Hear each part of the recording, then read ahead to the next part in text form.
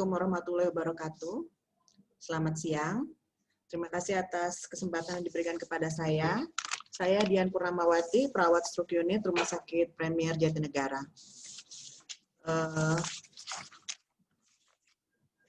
Materi yang akan saya bawakan adalah masalah keperawatan prioritas pasien di stroke unit Premier Jatinegara.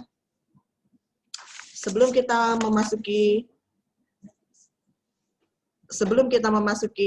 masalah keperawatan, kita bicara sedikit tentang apa sih stroke itu. Menurut WHO, stroke adalah gangguan otak, vokal maupun global, yang timbul secara mendadak dan disebabkan oleh gangguan vaskuler dan dapat menyebabkan kematian yang berlangsung selama 24 jam atau lebih.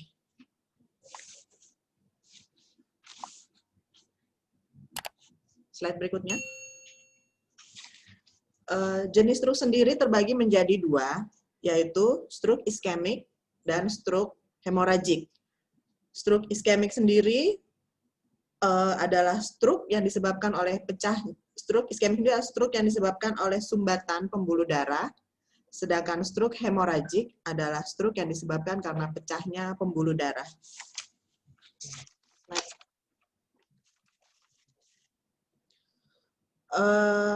Stroke iskemik sendiri biasanya bisa disebabkan karena adanya penyempitan pembuluh darah sehingga menyebabkan aliran darah ke otak berkurang dan juga atau disebabkan adanya rupturnya plak arteriosklerosik dari jantung. Sehingga stroke iskemik juga dapat dibedakan menjadi stroke iskemik akibat embolus dan akibat trombus. Slide. Sedangkan stroke hemoragik terjadi karena pecahnya pembuluh darah di otak yang dapat dipicu oleh beberapa kondisi, antara lain adalah hipertensi yang tidak terkendali, melemahnya dinding pembuluh darah, dan adanya pengobatan pengencer darah. Stroke hemoragik sendiri terbagi menjadi dua, yaitu perdarahan intraserebral dan perdarahan stroke subarachnoid. Slide. Manifestasi klinik stroke. Gejala vokal bisa menyebabkan hemiplegi atau kelemahan sesisi tubuh.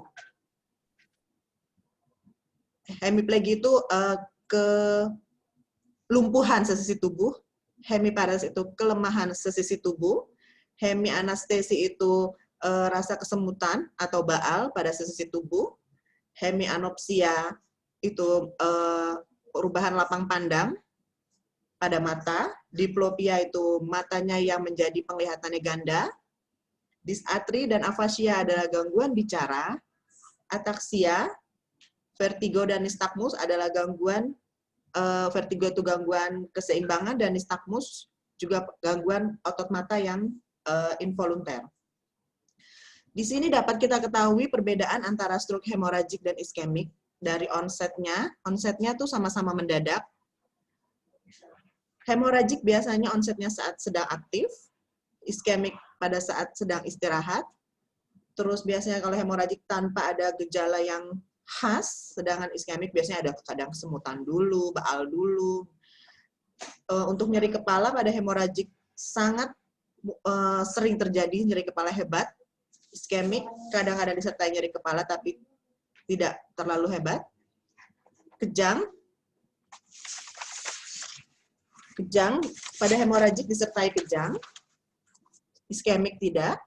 Muntah pada hemoragik disertai muntah, dan penurunan kesadaran sangat sering terjadi pada hemoragik. Slide. Sekarang kita masuk ke asuhan keperawatan. Asuhan keperawatan dimulai dari pengkajian sampai dengan evaluasi. Apa saja yang harus kita perhatikan pengkajian khusus pada pasien-pasien stroke? Jadi tadi seperti sudah dijelaskan oleh Ibu Ade, pengkajian khususnya itu biasanya kita mulai dari BIFAS, balancingnya gimana. Slide selanjutnya ada. Terus, ya ini saat pengkajian ini penting. Ini masih pakai FAS, B-nya masih ketinggalan, dibawa sama Bu Ade tadi. B-nya balancing, E-nya eyes, face-nya, balancing-nya keseimbangannya gimana, dia berjalannya bagaimana, E-nya, eyes-nya, apakah dia ada gangguan diplopik kah, ada hemianopsia kah, face-nya, apakah ada wajah mencong, atau ada drooling, keluar air liur, terus arm-nya, kelemahan sesisi badan, baik pada tangan dan kaki, speech-nya, dia tiba-tiba nggak bisa ngomong, tiba-tiba dia nggak bisa nelen, dan time sangat penting bagi pasien stroke. Selain itu, apalagi yang harus kita lakukan pada pengkajian? Slide pengkajian tadi, tolong kembali.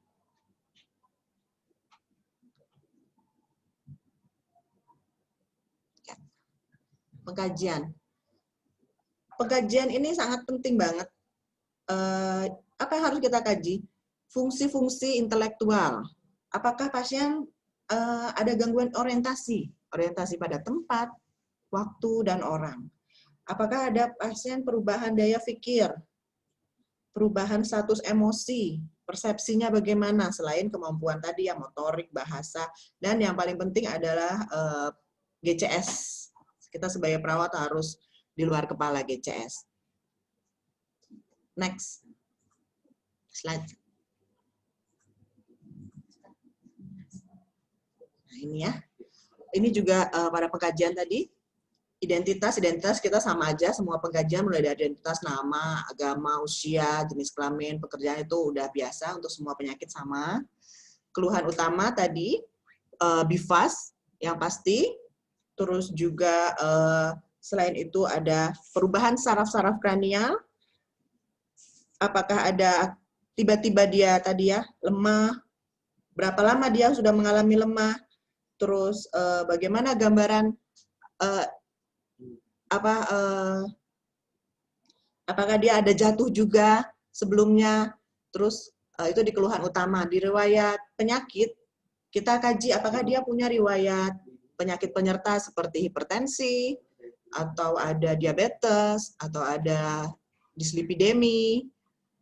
Terus di riwayat pengkajian lain, apakah ada faktor keturunan, merokok, gaya hidupnya bagaimana. Nah, di pemeriksaan yang perlu dilakukan yaitu pemeriksaan MRI. Pada waktu sebelum COVID, semua pasien di MRI sudah dijelaskan oleh Bu Ade, dan saat ini dibedakan bisa MRI, bisa CT scan, tergantung hasil screening, dan juga pemeriksaan head to toe kita dari kepala sampai kaki.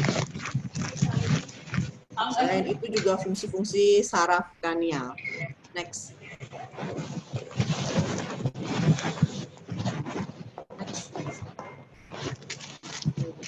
Udah.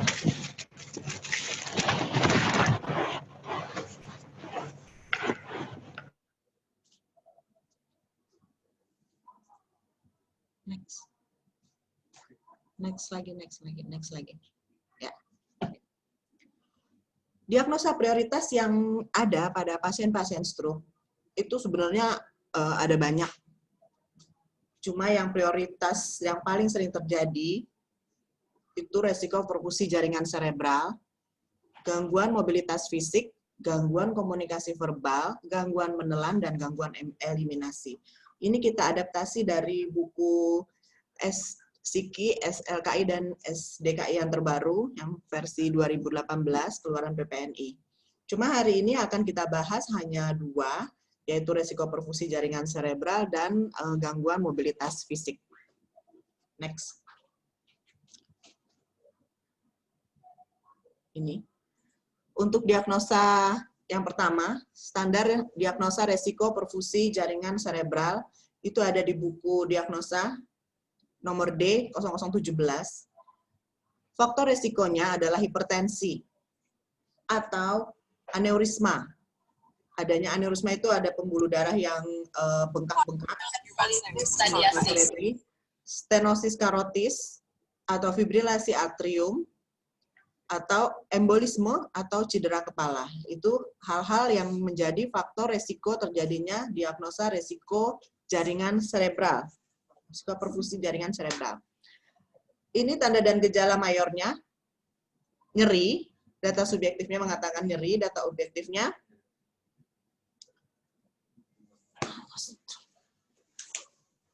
Tanda-tanda peningkatan TIK, adanya tanda-tanda peningkatan TIK, adanya penurunan kesadaran,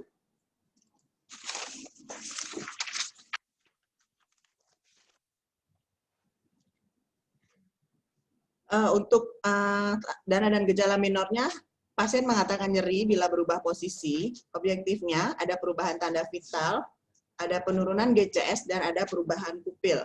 Next. Next.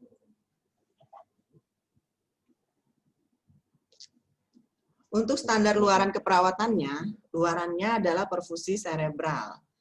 Ekspektasinya, yang harus meningkat dari diagnosa resiko perfusi jaringan cerebral ini, tingkat kesadaran harus meningkat. Jadi GCS datang dan GCS keluar harus kita ukur apakah ada peningkatan tingkat kesadaran. Demikian juga dengan kognitif harus meningkat. Yang harus menurun ekspektasinya adalah tekanan intrakranial harus menurun. Sakit kepala harus menurun. Pasien gelisah juga harus menurun, kecemasan menurun, agitasi menurun, dan demam menurun. Dan untuk ekspektasi membaiknya, rata-rata nilai tekanan darah harus membaik, tekanan darah sistolik membaik, tekanan darah diastolik juga membaik. Next. Ini untuk intervensinya. Intervensi yang utama pada diagnosa ini adalah manajemen peningkatan tekanan intrakranial. Ini penting banget karena pada stroke iskemik maupun stroke hemoragik, resiko ini sangat sering terjadi. Sebagai perawat, apa sih yang harus kita observasi? Karena ini dalam buku ini sekarang tindakannya tuh udah terbagi-bagi dengan jelas, ada yang diobservasi, ada yang tindakan mandiri, terapeutik ini tindakan mandiri keperawatan, dan kolaborasi baru tindakan yang harus kita kolaborasikan kepada medis. Observasi apa? Penyebab terjadinya peningkatan tekanan intrakranial tadi. Apa saja yang bisa menyebabkan tekanan intrakranial itu meningkat? Misalnya tadi ya penyakitnya tensi tinggi, terus ada aneurisma, ada udem, itu bisa menyebabkan peningkatan tekanan intrakranial. Terus tanda-tanda apa saja yang menjadi tanda peningkatan tekanan intrakranial? Jadi kita harus sebagai perawat itu harus paham apa sih tanda-tanda tekanan intrakranial meningkat. Jangan sampai dokter yang nanya kita nggak tahu gitu ya. Tekanan intrakranial itu tanda-tandanya kalau naik itu pasien tiba-tiba ada muntah proyektil. Terus tensinya tanda vital tiba-tiba berubah secara cepat, drastis. Terus juga pasien tiba-tiba menurun kesadarannya. Terus MAP, main arterial pressure, itu harus kita jaga, tidak boleh kurang dari 60 mm Hg. Status pernapasan, kita lihat, kita kaji pola pernapasan, status pernapasan pasien. Terus balance cairan. Kita sebagai perawat tuh harus betul-betul mengetahui tentang balance cairan. Terus terapeutik, apa tindakan yang dapat kita lakukan secara mandiri untuk pasien-pasien dengan peningkatan tekanan intrakranial? Lingkungan sangat penting, sangat mempengaruhi peningkatan tekanan intrakranial. Jadi pasien harus ditempatkan di lingkungan yang tenang. Kita harus mengedukasi keluarga untuk tidak membesuk, atau saat ini memang kondisinya tidak bisa dibesuk ya, tapi kan kadang-kadang ada keluarga yang telepon atau apa, itu harus kita batasi banget, nggak boleh, lingkungan sangat mempengaruhi. Selain tenang, lingkungan juga harus gelap. Posisi semipolar. Posisi juga sangat mempengaruhi dalam peningkatan tekanan intrakranial. Kita tidak boleh memberikan posisi lebih dari 30 derajat. Terus hindari falsafah manuver. Falsafah manuver dihindari, pasien nggak boleh batuk. Kalau batuk ya langsung kita laporkan, langsung minta obat batuk. Atau pasien juga nggak boleh ngeden. Terus hindari kejang. Dan pertahankan suhu tubuh normal. Untuk tindakan kolaborasinya, kita bisa berkolaborasi untuk pencegahan kejang dengan memberikan antikonvulsan jika perlu dan memberikan pelunak tinja agar pasien menghindari falsafah manuver. Next. Nah, ini untuk pemantauan peningkatan tekanan intrakranial. Dalam pemantauan tekanan intrakranial, untuk pasien-pasien yang sudah terjadi peningkatan tekanan intrakranial, apa yang harus kita lakukan? Tindakan kita sebagai perawat, observasi. Kita harus mengobservasi kesadaran pasien. Observasi terus-menerus kita lakukan untuk menilai kesadaran pasien, apakah dia tetap, ataukah dia turun, ataukah dia syukur-syukur naik ya. Kalau kesadaran itu penting banget. Kita bisa langsung lapor kalau memang terjadi ada perubahan kesadaran. Dan juga monitor refleks pupil. Apa aja yang harus kita lakukan dalam monitoring refleks pupil? Selain ukurannya, terus juga rangsang terhadap cahayanya, juga kesimetrisannya. Terapeutik, tindakan yang paling penting untuk dalam pemantauan peningkatan tekanan intrakranial ini, posisi kepala dan leher netral. Jadi nggak boleh kepalanya nekuk atau bantalnya nggak nyaman ya, selain posisi 30 derajat tadi. Dan dokumentasikan hasil pemantauan tersebut agar semua teman-teman yang lain juga bisa ikut melanjutkan hasil pemantauan kita dan dokter bisa menilai hasil pemantauan kita. Edukasinya, jelaskan kepada pasien dan keluarga tentang tujuan dan prosedur pemantauan ini. Karena biasanya kan keluarga juga nanya, kenapa sih nggak boleh dibesuk, kenapa sih harus gelap, kenapa sih harus tenang, kenapa sih...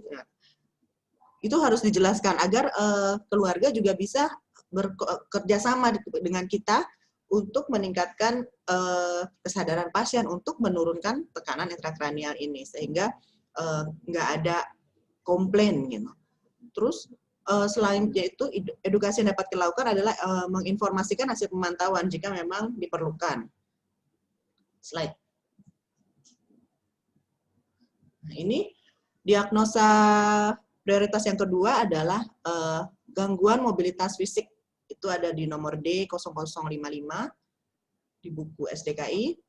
Penyebab atau faktor risikonya adalah penurunan kendali otot, penurunan kekuatan otot, gangguan neuromuskular, program pembatasan gerak, atau gangguan sensori persepsi. Tanda dan gejala mayornya, subjektifnya pasien mengeluh sulit menggerakkan ekstremitas. Jadi dia ngomong tiba-tiba lemah nih yang sebelah mana gitu. Atau objektifnya kekuatan otot menurun. Objektif itu yang kita ukur ya, kekuatannya menurun dan rentang geraknya menurun. Yang minor, tanda dan gejala minornya subjektifnya pasien mengatakan nyeri saat bergerak, pasien enggan melakukan pergerakan, pasien merasa cemas saat bergerak, dan objektifnya sendinya kaku, gerakannya tidak terkoordinasi, gerakannya terbatas, dan fisiknya lemah. Next. Standar luaran keperawatannya untuk diagnosa gangguan mobilitas fisik. Ekspektasi yang harus meningkat adalah pergerakan ekstremitas harus meningkat. Kekuatan ototnya meningkat, rentang geraknya meningkat. Yang harus menurun, nyerinya harus menurun, kekakuan sendinya harus menurun, kecemasan pasien menurun, gerakan tidak terkoordinasinya menurun, rentang gerak terbatasnya menurun. Next.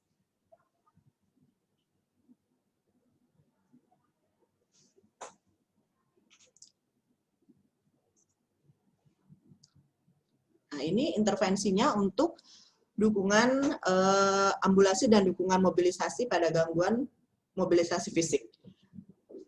Observasi yang harus kita lakukan adalah identifikasi adanya nyeri atau keluhan fisik lain. Terus identifikasi toleransi aktivitas fisik. Kita identifikasi apa yang bisa dia lakukan. Aktivitas fisik apa yang pasien masih bisa lakukan, dan aktivitas fisik apa yang tidak bisa dilakukan. Jadi tidak semua aktivitas fisik pasien selama dirawat itu kita bantu. Enggak, kita juga harus memandirikan pasien. Terus monitoring tanda-tanda vital sebelum, selama, dan sesudah ambulasi itu sangat penting. Jadi kita mau lihat dia toleransi enggak. Gitu. Jangan pas awal dia toleransi, tapi pas di tengah saat kita ambulasi dia tiba-tiba tensinya naik. Ya udah kita stop, berarti kita ulang lagi hari berikutnya. Berarti dia belum toleransi saat itu. Untuk terapeutiknya, fasilitasi alat bantu. Jadi kita harus menyiapkan alat bantu yang diperlukan oleh pasien. Kita lihat dia kebutuhannya apa. Kalau memang dia butuhnya kruk, atau dia butuhnya tripod, atau dia butuhnya kursi roda, kita sesuaikan dengan kebutuhan pasien. Terus fasilitasi melakukan mobilisasi fisik. Kita harus melihat apakah pasien harus dibantu penuh, harus dibantu sebagian, atau kita hanya edukasi keluarga untuk melakukan aktivitas bersama pasien. Kita libatkan keluarga. Ini juga penting untuk kelanjutan nanti perawatan di rumah. Lalu edukasinya yang kita lakukan adalah kita harus menjelaskan tujuan dan prosedur ambulasi ini. Kadang ada pasien yang udah harus mobilisasi tapi dia malas, atau keluarganya yang malas. Kita harus jelaskan tujuannya apa, karena nggak semua pasien mau dimobilisasi. Terus anjurkan untuk mobilisasi dini. Jadi untuk pasien-pasien iskemik itu kita mobilisasi dini 3 hari pasca serangan. Kenapa? Karena biar stabil dulu semuanya, masa akutnya terlewati, baru kita ambulasi dini, miring-miring, atau ajak duduk 45 derajat, hari berikutnya bertahap, sampai dia bisa duduk sendiri, sampai dia bisa makan sendiri, itu semua ada tahapannya. Lalu anjurkan ambulasi sederhana yang harus dilakukan. Ambulasi sederhana yang dilakukan, ya misalnya dia menggerakkan jari-jarinya sambil tiduran, itu kan ambulasi sederhana. Terus menggerakkan kaki-kakinya, kalau dia bisa. Slide. Jadi,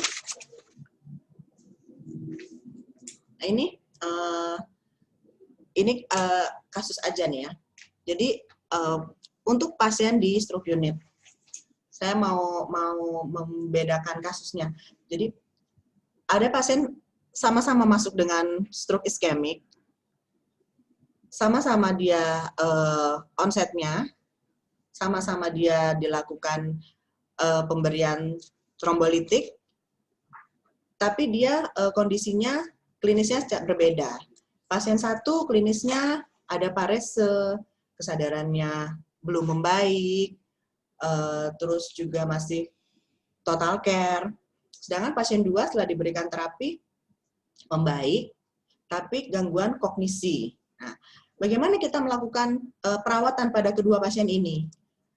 Memang ini pasiennya sama, kasusnya sama-sama stroke, tapi kan klinisnya beda.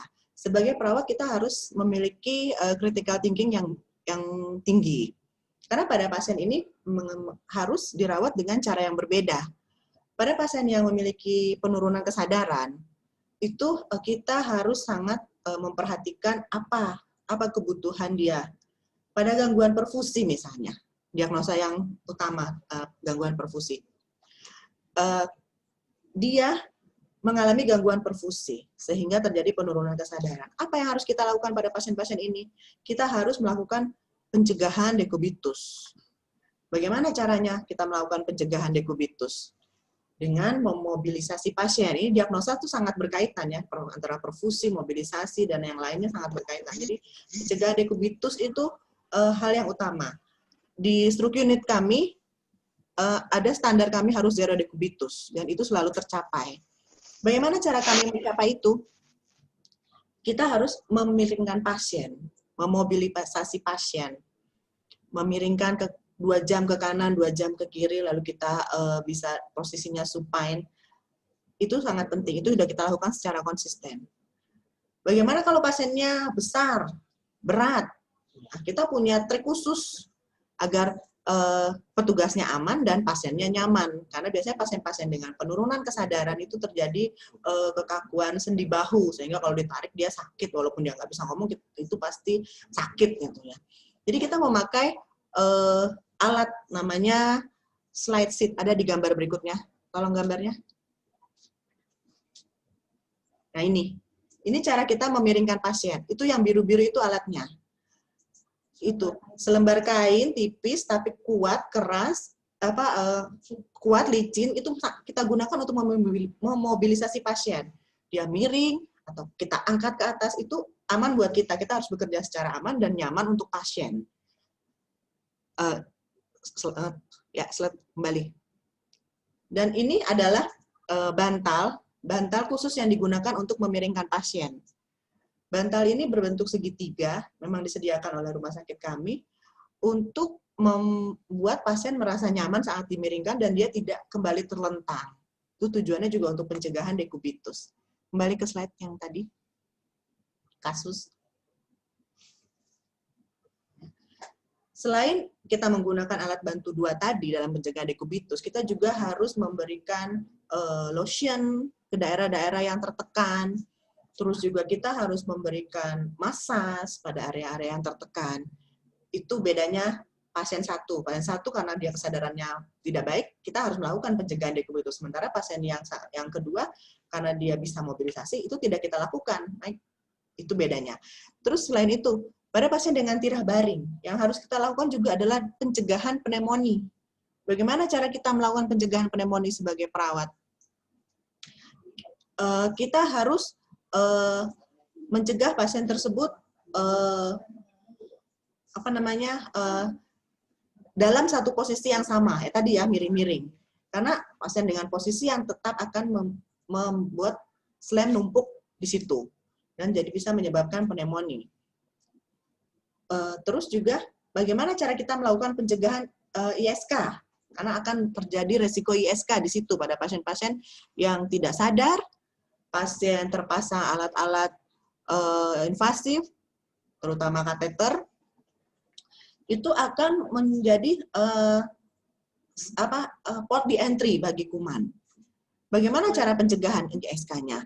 Jadi kita harus melakukan perawatan perineum.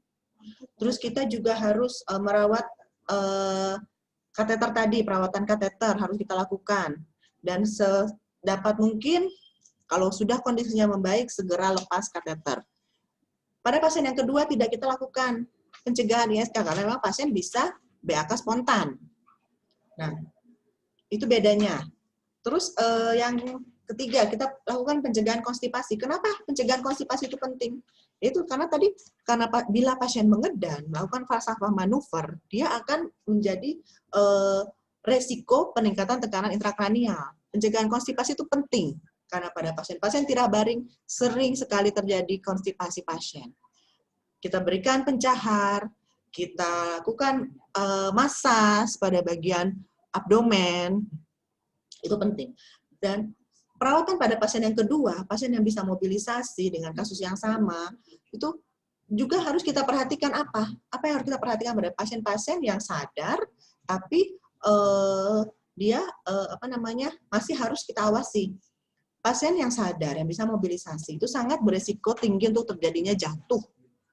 Jadi kita harus, jika pasien mobilisasi, itu kita dampingi, atau kita lingkungannya harus aman, lantainya tidak licin, terus di tempat kami sudah ada prototip seperti itu ya, harus kamar mandi ada pegangan. Terus dan yang satu lagi adalah pasien pencegahan tersedak. Bagi pasien-pasien yang sadar, itu kan biasanya dia makannya per oral. Jadi ada teknik-teknik di mana kita harus menyuapi pasien, terutama pasien yang sadar tapi hemianopsia atau pasien hemiplegi, itu kan tetap kita bisa bantu suapin, atau keluarga yang nyuapin dengan teknik-teknik khusus. Ini akan dibahas di nanti materi berikutnya.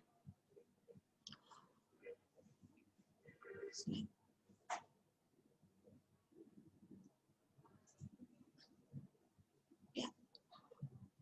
Dari saya cukup itu materinya. Terima kasih atas kesempatan yang saya bawakan, atas diberikan kepada saya. Wassalamualaikum warahmatullahi wabarakatuh.